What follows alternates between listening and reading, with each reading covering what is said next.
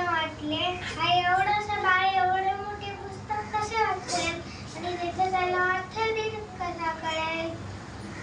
वडील हसून म्हणाले, बाळ, तुला हे पुस्तक देईन, पण तू मला ही काही कठीण गणित सोडवून दाखवायला पाहिजे.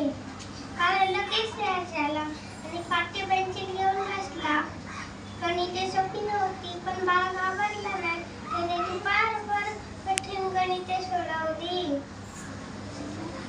संध्याकाळी वडील आले. वडिलांना पाटी दाखवली.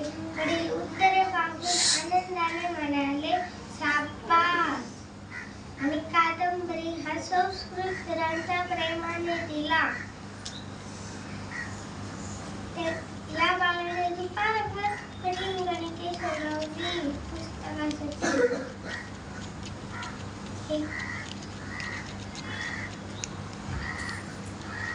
पण तुम्ही या बाळाला ओळखल्यात का? हा बाळ म्हणजे आपले लोकमान्य बाळ गंगाधर पंत टिळक.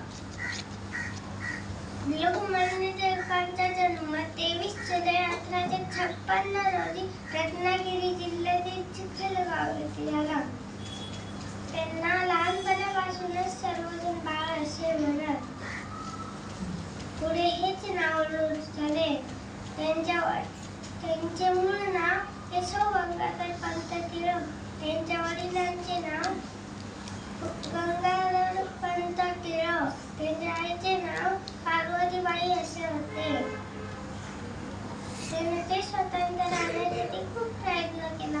अनेक वेळा तुरुंगात गेले. त्यांनी केसरी मराठा ही वृत्तपत्रे सुरू केली. त्याने ठामपणे घोषणा दिली, स्वराज्य आम्हाला